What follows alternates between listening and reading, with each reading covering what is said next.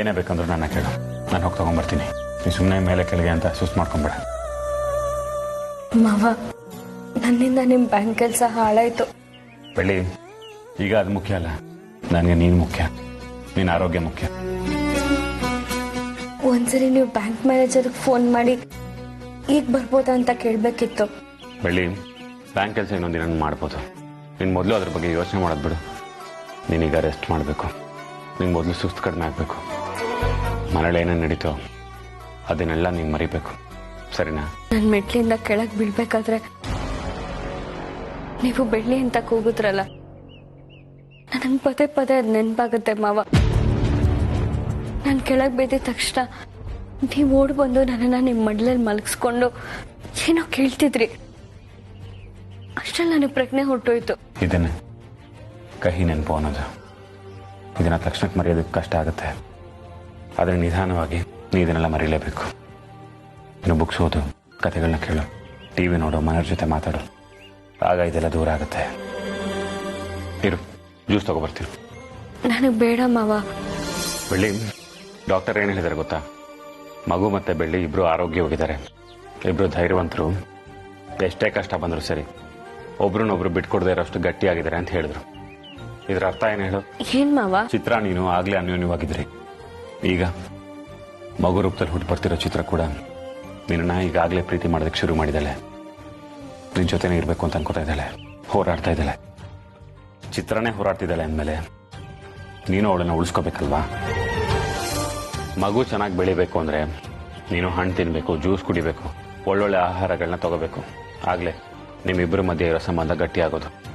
ಮಾವ, ಆಸ್ಪತ್ರೆಯಲ್ಲಿದ್ದಾಗ ಐಶುನೇ ನನ್ಗೊಂದಷ್ಟು ಹಣ್ಣು ತಂದು ಕೊಟ್ಟಿದ್ಲು. ಹೌದಾ?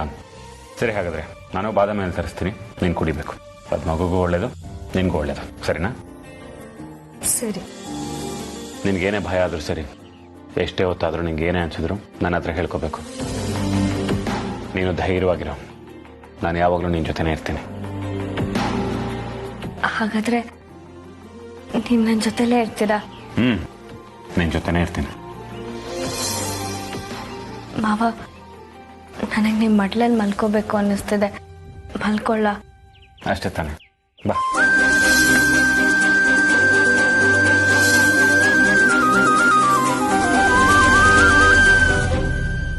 ಒಂದು ವೇಳೆ ನಾನು ಮನೇಲಿ ಇರಲಿಲ್ಲ ಅಂದ್ರೆ ಹಾಗೇನು ಮಾಡ್ತಿದ್ದೆ?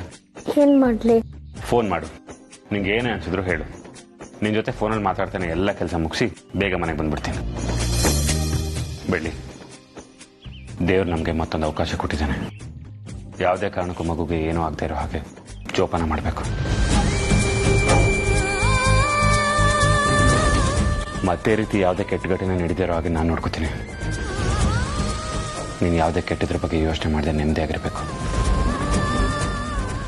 ಯಾಕೆಂದ್ರೆ ನೀವೇನು ಯೋಚನೆ ಮಾಡ್ತೀಯೋ ಅದು ಮಗು ಮೇಲೆ ಪರಿಣಾಮ ಬೀರುತ್ತೆ.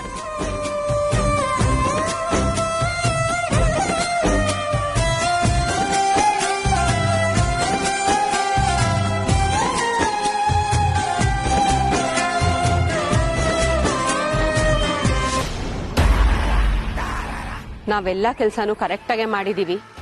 ಇನ್ ಯಾವ ತೊಂದ್ರೆನೂ ಇಲ್ಲ ಅನ್ಕೊಂಡ್ರೆ ಮಗು ಇನ್ನೂ ಬದುಕೇ ಇದೆ. ಅಲ್ಲ, ಮೆಟ್ಲಿಂದ ಉರುಳ್ಕೊಂಡ್ ಬಿದ್ರು ಮಗುಗೇನು ತೊಂದರೆ ಆಗಿಲ್ಲ ಅಂತ ಡಾಕ್ಟರ್ ಹೇಳಿದ್ರು. ಅಂದ್ರೆ ಬೆಳ್ಳಿ ಏನಾರು ನಾಟಕ ಆಡಿದ್ಲಾ? ಏನು ನಾಟಕನಾ? ಸಿಂಪತಿ ಗಿಟ್ಟಿಸ್ಕೊಳಕ್ಕೆ ನಾಟಕ ಆಡಿರ್ತಾಳೆ. ಆದ್ರೂ ಮಗು ಉಳಿತಲ್ಲ. ಅದೇ ಆಶ್ಚರ್ಯ ಅಕ್ಕ ನನ್ಗಾಗ್ತಿರೋದು. ಅವಳು ಬಿದ್ದಿರೋ ಫೋರ್ಸ್ಗೆ ಮಗು ಉಳಿಯಲ್ಲ ಅನ್ಕೊಂಡಿದ್ದೆ. ನೀವು ಬೇಜಾರಾಗಿರೋದ್ ನೋಡಿದ್ರೆ ಆ ಮಗು ನಾಶ ಮಾಡಕ್ಕೆ ಇನ್ನೊಂದ್ ಯಾವ್ದೋ ಪ್ಲಾನ್ ಮಾಡ್ತಿರೋ ಹಾಗಿದೆ. ಪ್ರಯತ್ನ ಮಾಡ್ಬೇಕು, ಆದ್ರೆ ಯಾವಾಗ, ಹೇಗೆ, ಎಲ್ಲಿ ಅಂತ ಗೊತ್ತಿಲ್ಲ. ಈಗ್ಲೇ ನಾವು ಮತ್ತೆ ಬೆಳ್ಳಿಗೆ ತೊಂದರೆ ಕೊಡಕ್ ಹೋದ್ರೆ ನಾವ್ ಸಿಕ್ಕಾಕೊಳ್ಳೋದ್ ಗ್ಯಾರಂಟಿ. ಈಗ ನಾವ್ ಏನಾದ್ರೂ ಮಾಡಕ್ ಹೋಗಿ ಎಡವಟ್ ಆದ್ರೆ ನಾವಿಬ್ರು ಜೈಲ್ಗೆ ಹೋಗೋದಂತೂ ಗ್ಯಾರಂಟಿ. ಇಲ್ಲಿ ನೆಮ್ಮದಿಯಾಗಿರೋಣ ಅಂತ ಬಂದೆ, ಆದ್ರೆ ನಿಮ್ ಜೊತೆ ಸೇರ್ಕೊಂಡು ಜೈಲಲ್ಲಿ ಮುದ್ದೆ ತಿನ್ನೋ ಪರಿಸ್ಥಿತಿ ಬರೋ ಹಾಗಿದೆ. ಅಲ್ಲಿವರೆಗೂ ಎಲ್ಲ ನಾವು ಹೋಗಲ್ಲ. ಯಾಕಂದ್ರೆ ಅದಕ್ಕೂ ನನ್ನ ಹತ್ರ ಒಂದ್ ಐಡಿಯಾ ಇದೆ. ಐಡಿಯಾನಾ? ಏನಕ್ಕ ಅದು? ನೀನ್ ಸಿಕ್ಕಾಕೊಂಡ್ರು ಸರಿ, ನಾನ್ ಸಿಕ್ಕಾಕೊಂಡ್ರು ಸರಿ, ಒಬ್ರು ಹೆಸರು ಇನ್ನೊಬ್ರು ಬಾಯ್ ಬಿಡೋದ್ ಬೇಡ. ಯಾಕಂದ್ರೆ ಒಬ್ರು ಜೈಲ್ಗೆ ಹೋದಾಗ ಅವ್ರಿಗೆ ಸಹಾಯ ಮಾಡಕ್ಕೆ, ಬೇಲ್ ಕೊಡ್ಸಕ್ಕೆ ಇನ್ನೊಬ್ರು ಹೊರಗಡೆ ಇರ್ಲೇಬೇಕಲ್ವಾ? ನಾನ್ ಜಾಸ್ತಿ ಸಿಕ್ಕಾಕೊಳಕ್ ಹೋಗಲ್ಲ. ನಾನ್ ಹಿಂದೆ ನಿಂತು ನಿನ್ ಹತ್ರ ಎಲ್ಲಾ ಕೆಲಸ ಮಾಡಿಸ್ತೀನಿ. ನೀನ್ ಸಿಕ್ಕಾಕೊಂಡ್ರೆ ನನ್ನ ಹೆಸರು ಬಾಯ್ ಬಿಡ್ಬೇಡ. ಇದೊಳ್ಳೆ ಚೆನ್ನಾಗಿದೆ ನಿಮ್ ಐಡಿಯಾ. ಏನು ಸೈಲೆಂಟ್ ಆಗಿ ಎಸ್ಕೇಪ್ ಆಗ್ತಿದ್ದೀರಾ? ಒಂದ್ ವೇಳೆ ನಾನು ಇವತ್ತೋ ನಾಳೆನೋ ಸಿಕ್ಕಾಕೊಂಡ್ರೆ ನಿಮ್ಮನ್ನು ಜೊತೆಲಿ ಕರ್ಕೊಂಡು ಹೋಗ್ತೀನಿ ಮುದ್ದೆ ತಿನ್ನಕ್ಕೆ. ಸಾಕು, ಈಗ ಆಲ್ರೆಡಿ ನಾವು ಸೋತಿದೀವಿ. ನಾವು ಮುಂದೆ ಇಡೋ ಹೆಜ್ಜೆಯಿಂದ ಯಾವುದೇ ಕಾರಣಕ್ಕೂ ನಮ್ಗೆ ಸೋಲಾಗ್ಬಾರ್ದು. ಒಂದ್ ವೇಳೆ ಹಾಗೇನಾದ್ರು ಆದ್ರೆ ನಿನ್ನ ಮಾತ್ರ ಸುಮ್ನೆ ಬಿಡಲ್ಲ. ಹೋಗು.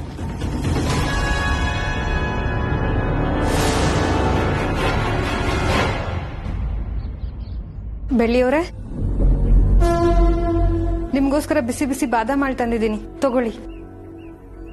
ನೀನ್ ಯಾಕೆ ತರಕೋದೆ? ಐಶು ಇದ್ದಾಳಲ್ಲ.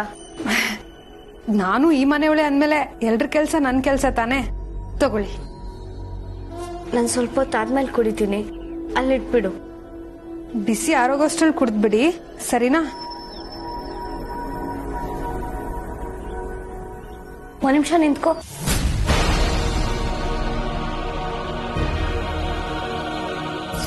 ನಾನ್ ಹೇಗೋ ಬಚಾವಾಗಿದ್ದೆ, ಇಲ್ಲಿ ಕಳ್ಸಿ ಸಿಕ್ಕಾಕೊಳ್ಳೋ ಹಾಗೆ ಮಾಡಿದ್ರು. ದೇವ್ರೆ, ಬೆಳ್ಳಿ ನನ್ನನ್ನು ಏನು ಕೇಳ್ದೆ ಇದ್ರೆ ಸಾಕಪ್ಪ.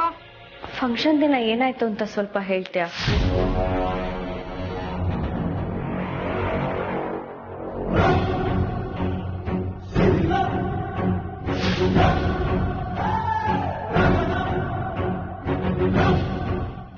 ಏನಾಯ್ತು ಅಂತ ನಿಮ್ಗೆ ಗೊತ್ತಲ್ವಾ, ಮತ್ತ್ಯಾಕ್ ನನ್ ಕೇಳ್ತಿದ್ದೀರಾ? ಇಲ್ಲ, ನನಗ್ ಮರ್ತೋಗಿದೆ, ಅದಕ್ಕೆ ಕೇಳ್ತಿರೋದು. ಆ ಕೆಟ್ಟ ವಿಷಯ ಎಲ್ಲ ಯಾಕೆ ನೆಟ್ ಮಾಡ್ಕೊಂತಿದ್ದೀರಾ? ನೀವ್ ಆರಾಮಾಗಿ ಮಲ್ಗಿ. ನಾನು ಅದೆಲ್ಲ ತಿಳ್ಕೋಬೇಕು ಕಾವ್ಯ. ಏನಾಯ್ತು ಅಂತ ದಯವಿಟ್ಟು ಹೇಳ್ತೀಯಾ? ದೇವ್ರೆ, ನನ್ನನ್ನು ಸಿಕ್ಕಾಕ್ಸ್ಬೇಡಪ್ಪ.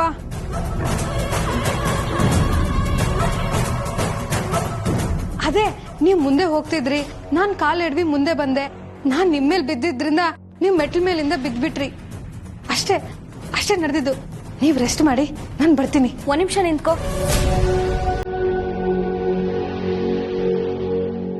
ನಿನ್ ಕಾಲ್ ಎಡವ್ದೆ ಅನ್ನೋದೇ ಸುಳ್ಳು.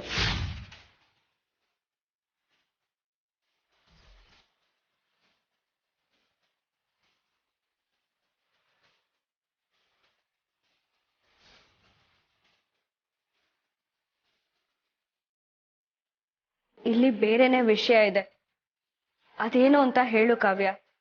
ಬೇರೆ ವಿಷಯ ಏನೂ ಇಲ್ಲ ಬೆಳ್ಳಿಯವರೇ, ನಡೆದಿದ್ನೆಲ್ಲ ನಿಮ್ ಹತ್ರ ಹೇಳಿದೀನಿ.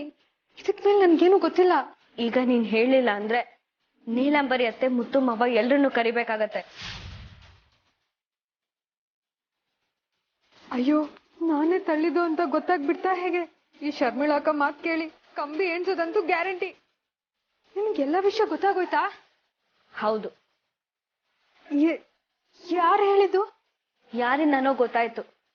ಅದೆಲ್ಲ ನನಗ್ ಬೇಡ. ನಾನ್ ಕೇಳಿದೇನು, ಏನ್ ನಡೀತು ಅಂತ ಈಗ ನೀನ್ ಹೇಳ್ತೀಯೋ ಇಲ್ವೋ? ಹೇಳಿಲ್ಲ ಅಂದ್ರೆ ಯಾರಿಂದ ಬಾಯ್ ಬಿಡಿಸ್ಬೇಕು ಅಂತ ನನ್ಗೆ ಚೆನ್ನಾಗ್ ಗೊತ್ತು. ಇಲ್ಲ, ನಾನ್ ಹೇಳ್ತೀನಿ, ಆದ್ರೆ ನನ್ನ ಹೆಸರು ಯಾರ ಹತ್ರನೂ ಹೇಳ್ಬೇಡಿ. ಸರಿ, ಹೇಳು. ಅದು ನೀವು ಫಂಕ್ಷನ್ಗೆ ರೆಡಿಯಾಗಿ ಬರ್ಬೇಕಾದ್ರೆ ಹಿಂದೆಯಿಂದ ಯಾರೋ ನಿನ್ನ ತಳ್ಳಿದ್ರು, ನಿಜ ತಾನೆ?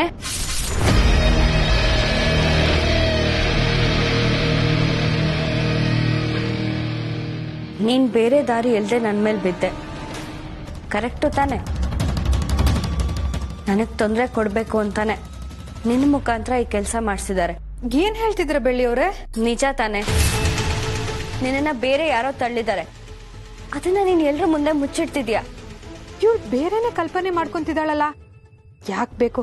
ನಾನ್ ಬಚಾವಾದ್ರೆ ಸಾಕು.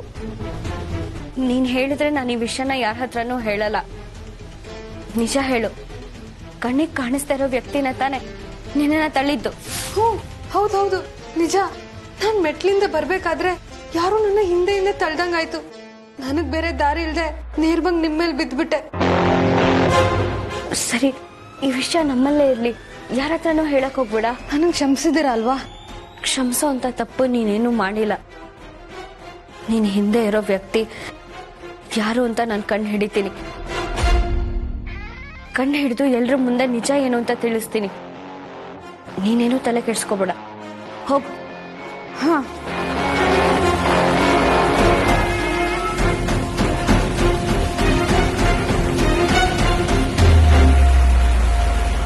ಹತ್ರ ಹಾಕ್ ಕೇಳಿದ್ಲಾ? ಹ್ಞೂ ಅಕ್ಕ. ಅವಳು ನಿನ್ನ ಹತ್ರ ಆ ರೀತಿ ಪ್ರಶ್ನೆ ಮಾಡಿದಾಳೆ ಅಂದ್ರೆ ಅವಳು ಹಳೇದಿನ್ ಯಾವ್ದು ಮರ್ತಿಲ್ಲ. ಎಲ್ಲ ಮನ್ಸಲ್ಲಿ ಇಟ್ಕೊಂಡೆ ನಿನ್ ಹತ್ರ ಹಾಕ್ ಕೇಳಿದಾಳೆ. ಯಾವ್ದಕ್ಕೂ ನೀನ್ ಹುಷಾರಾಗಿರು ಕಾವ್ಯ. ಇಲ್ಲ ಇಲ್ಲ ಅಕ್ಕ, ಬೆಳ್ಳಿಗೆ ನನ್ ಮೇಲೆ ಅನುಮಾನ ಬಂದಿದೆ ಅಂತ ನನ್ಗೆ ಅನಿಸ್ತಿಲ್ಲ. ಯಾಕಂದ್ರೆ ಅವಳು ಕೇಳಿದ ಪ್ರೀತಿನೇ ಬೇರೆ ತರ ಇತ್ತು. ಹೇಗ್ ಹೇಳ್ತೀಯ? ಕಾವ್ಯ, ನೀನ್ ಯಾರಾದ್ರೂ ತಳ್ದಂಗಾಯ್ತಾ? ಅದಕ್ಕೇನ ನೀನ್ ನನ್ ಮೇಲೆ ಬಿದ್ದಿದ್ದು ಅಂತ ಕೇಳಿದ್ಲು ಅಕ್ಕ. ಈ ಹಿಂದೆ ಇದೇ ರೀತಿಯಾಗಿ ಮಗು ಕಳ್ಕೊಂಡ್ಲು ಅಂತ ನೀವ್ ಹೇಳಿದ್ರಿ ಅಲ್ವಾ? ಹಾಗ ನೀವೇನಾದ್ರೂ? ಇಲ್ಲ ಇಲ್ಲ, ನಾನಲ್ಲ, ಅದನ್ನ ಮಾಡಿದ್ದು ಮಾಯಾ. ಮಾಯಾ ಎಲ್ರ ಮೇಲೂ ಸೇಡ್ ತೀರಿಸ್ಕೋಬೇಕಂತಿದ್ಲು. ಆಗ ಬೆಳ್ಳಿ ಹೊಟ್ಟೆಲಿರೋ ಮಗುನ ಅವಳೇ ಸಾಯಿಸಿದ್ದು. ನನ್ಗೇನು ಬೆಳ್ಳಿ ಇನ್ನೂ ಆ ಶಾಕಿಂದ ಹೊರಗಡೆ ಬಂದಿಲ್ಲ ಅನ್ಸ್ತಿದೆ ಅಕ್ಕ. ಅದ್ ಹೇಗ್ ಹೇಳ್ತೀಯ? ಅವಳಿಗೆ ಹಳೆ ನೆನ್ ತುಂಬಾ ಕಾಡ್ತಿದೆ ಅನ್ಸುತ್ತೆ ಅಕ್ಕ. ಇಲ್ಲಿರೋ ಜನರ ಮೇಲೆ ಅನುಮಾನ ಪಡೋದ್ ಬಿಟ್ಟು ಈ ಹಿಂದೆ ಅವಳಿಗೆ ಯಾರು ಕಾಟ ಕೊಟ್ಟಿದ್ರೋ ಅವರೇ ಬಂದು ಮತ್ತೆ ಕಾಟ ಕೊಡ್ತಿದ್ದಾರೆ ಅಂತ ಅವಳು ನಂಬ್ತಿದ್ದಾಳೆ.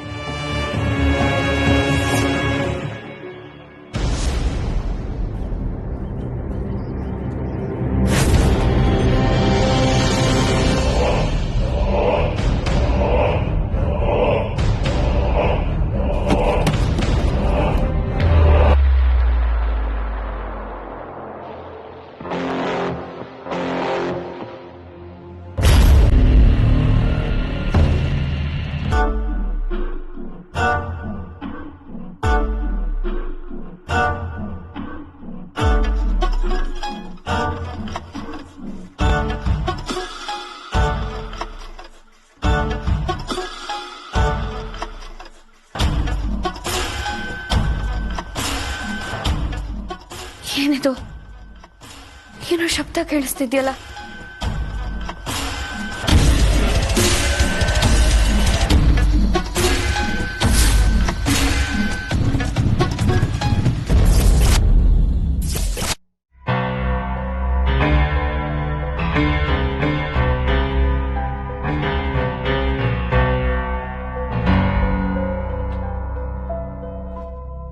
ಅಂದ್ರೆ ನೀನ್ ಹೇಳೋದು ಮಾಯನೇ ಇದಕ್ಕೆಲ್ಲ ಕಾರಣ ಅಂತ ಬೆಳ್ಳಿ ಬಲವಾಗಿ ನಂಬ್ತಾ ಇದ್ದಾಳೆ. ಯಾವ್ದೋ ಒಂದು ಆತ್ಮ ಅಥವಾ ಪ್ರೇತಾತ್ಮ ಅವಳು ಕಾಟ ಕೊಡ್ಬೇಕು ಅಂತಾನೆ ಕಾಯ್ತಾ ಇದೆ ಅಂತ ಅವಳು ಬಲವಾಗಿ ನಂಬ್ತಾ ಇದ್ದಾಳಕ್ಕ. ಅದಕ್ಕೆ ಅನ್ಸತ್ತೆ ಅವಳು ಫಂಕ್ಷನ್ ಬೇಡ ಬೇಡ ಅಂತ ಹೇಳ್ತಿದ್ದಿದ್ದು. ಅಂದ್ರೆ ಅವಳಿಗಿನ್ನು ಭಯ ಹೋಗಿಲ್ಲ.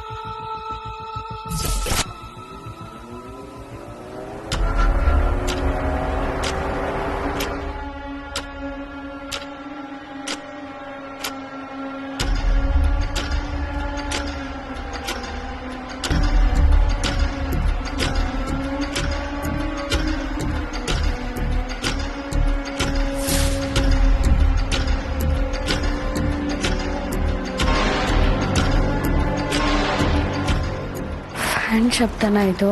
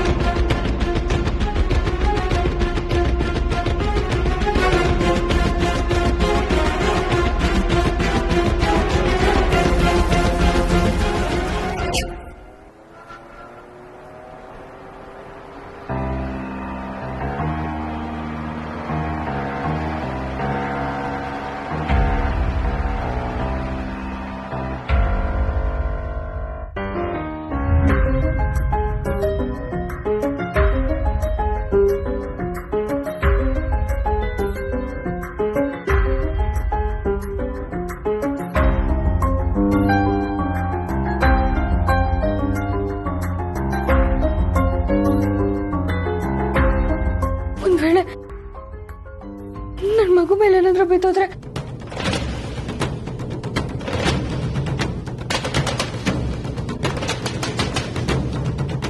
ನಾನಿಲ್ಲಿರಲ್ಲ.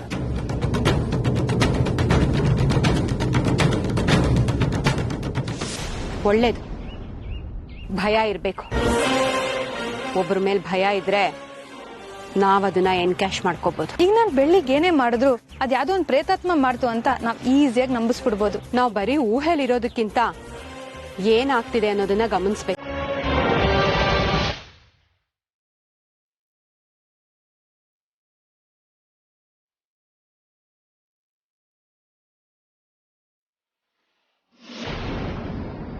ನೀವಿಬ್ರು ಬೆಳ್ಳಿನ ಗಮನಿಸಿದ್ರ? ಯಾಕೋ ಡಲ್ ಆಗಿದ್ದಾಳೆ. ಡಲ್ ಆಗಿದ್ದಾಳ? ಹೌದು, ಏನೋ ಕಳ್ಕೊಂಡ್ ಭಾವನೆಯಲ್ಲಿದ್ದಾಳೆ. ಡಾಕ್ಟರ್ ಹೇಳಿದಾರಲ್ಲ ಮಗು ಹುಷಾರಾಗಿದೆ ಅಂತ, ಆದ್ರೂ ಯಾಕೆ ಬೇಜಾರು ಸಂಕಟದಲ್ಲಿದ್ದಾಳೆ ಅವಳು? ನನಗನ್ಸುತ್ತೆ ಬೆಳ್ಳಿ ಇನ್ನೂ ಶಾಕಿಂದ ಹೊರಗೆ ಬಂದಿಲ್ಲ ಅಂತ. ಹಾಸ್ಪಿಟ್ಲಲ್ಲಿ ನಂಗೆ ಧೈರ್ಯ ಹೇಳಿದ್ಲು ಚಿಕ್ಕಮ್ಮ. ಇನ್ನು ಸ್ಕ್ಯಾನಿಂಗ್ ರಿಪೋರ್ಟ್ ಕೂಡ ಬಂದಿರಲಿಲ್ಲ. ಅಷ್ಟು ಧೈರ್ಯವಾಗಿದ್ದವಳು ಈಗ ಡಲ್ ಆಗಿದ್ದಾಳೆ ಅಂದ್ರೆ ಮಗು ಹುಟ್ಟೋ ಖುಷಿ ಜಾಸ್ತಿ ಆಗ್ಲಿ ಅಂತ ನಾವ್ ಅನ್ಕೊಂಡ್ರೆ ಇಲ್ಲೆಲ್ಲ ಕಡಿಮೆ ಆಗ್ತಿದೆ. ಹೌದು ಚಿಕ್ಕಮ್ಮ, ಹೀಗೆ ಆದ್ರೆ ಸರಿ ಆಗೋದಿಲ್ಲ. ಒಂದೆರಡು ದಿನ ಗಾಬರಿ ಆಗಿದ್ದಾಳೆ, ಆಮೇಲೆ ಸರಿ ಹೋಗ್ತಾಳೆ ಅಂತ ಅನ್ಕೊಂಡೆ. ಆದ್ರೆ ಇದೆಲ್ಲ ನೋಡಿದ್ರೆ ಬೇರೆ ಏನೋ ಇದೆ ಅಂತ ಅನಿಸ್ತಾ ಇದೆ. ಮಗುನ ಬಿಟ್ಟು ಬೇರೆ ಯಾವ ವಿಚಾರ ಅವಳನ್ನು ಕಾಡುತ್ತೆ? ಬೆಳ್ಳಿಗೆ ಯಾವುದೇ ವಿಚಾರ ಕಾಡೋ ತರ ಕಾಣ್ತಾ ಇಲ್ವಲ್ಲ. ಒಂದು ಕೆಲಸ ಮಾಡೋಣ, ನಾವೆಲ್ಲರೂ ಅವಳ ಹತ್ರ ಮಾತಾಡೋಣ. ಎಲ್ಲರ ಹತ್ರನೂ ಯಾವ ವಿಷಯನ ಅವಳು ಮಾತಾಡೋದಿಲ್ವೋ, ಅಥವಾ ಯಾವ ವಿಷಯನ ಒತ್ತಿ ಒತ್ತಿ ಹೇಳ್ತಾಳೋ ಆ ವಿಚಾರದಲ್ಲಿ ಅವಳು ಹೆಚ್ಕೊಂಡಿದ್ದಾಳೆ ಅಂತ ಅರ್ಥ. ನಾವ್ ಅವಳ ಮಗುನ್ ಕೇರ್ ಮಾಡ್ತಿಲ್ಲ ಅಂತ ಏನಾದ್ರೂ ಬೆಳ್ಳಿಗೆ ಅನಿಸ್ತಿದ್ಯಾ? ನಮ್ಮ ಬಗ್ಗೆ ಯಾಕೆ ಹಾಗನ್ಸುತ್ತೆ ಚಿಕ್ಕಮ್ಮ? ಫಂಕ್ಷನ್ ಮಾಡೋದು ಬೇಡ ಬೇಡ ಅಂತ ಎಷ್ಟು ಹೇಳಿದ್ರು ಕೇಳ್ದೆ ಫಂಕ್ಷನ್ ಮಾಡಿ ಹಾಸ್ಪಿಟ್ಲಿಗೆ ಸೇರಿಸೋ ಹಾಗೆ ಮಾಡಿದ್ರು ಅಂತ ಏನಾದ್ರೂ ಬೇಜಾರಿರ್ಬಹುದಾ ಅವಳಿಗೆ? ಇಲ್ಲ ಚಿಕ್ಕಮ್ಮ, ಅವಳು ಫಂಕ್ಷನ್ ಮಾಡೋದಕ್ಕೆ ಒಪ್ಕೊಂಡಿದ್ದೆ ನಮ್ಮೆಲ್ಲರ ಮೇಲಿನ ಪ್ರೀತಿಗೆ. ಎಲ್ಲರೂ ಸೇರಿ ಒಂದು ಬದಲಾವಣೆ ತರೋದಕ್ಕೆ ಹೊರಟಿದ್ದೀವಿ, ಅವಳನ್ನ ಖುಷಿಯಾಗಿಡೋದಕ್ಕೆ ಪ್ರಯತ್ನ ಪಡ್ತಿದ್ದೀವಿ ಅಂತ ಅವಳು ಅನ್ಕೊಂಡಿದ್ದು. ಒಂದು ವೇಳೆ ಕೋಪ ಮಾಡ್ಕೊಂಡಿದ್ರೆ ಅದನ್ನ ವ್ಯಕ್ತಪಡಿಸಬಹುದಾಗಿತ್ತಲ್ವಾ? ಈ ತರ ಊಹೆ ಮಾಡ್ಕೊಂಡಿದ್ರೆ ಆಗಲ್ಲ ಕಣ. ಮೊದಲು ಅವಳ ಹತ್ರ ಎಲ್ಲರೂ ಮಾತಾಡಬೇಕು, ಮಾತಾಡಿ ತಿಳ್ಕೋಬೇಕು. ಅವಳು ಯಾಕೆ ಬೇಜಾರಾಗಿದ್ದಾಳೆ ಅಂತ ಗೊತ್ತಾದ್ಮೇಲೆ ಮೊದಲು ಅದಕ್ಕೆ ಪರಿಹಾರ ಹುಡುಕ್ಬೇಕು. ಇಲ್ಲ ಅಂದ್ರೆ ಡಿಪ್ರೆಷನ್ ಹೋಗೋ ಸಾಧ್ಯತೆ ಇದೆ ಅಂತ ಡಾಕ್ಟರ್ ಹೇಳಿದ್ರು. ಈಗ ಅದೇ ನಡೆಯೋ ತರ ಇದೆ.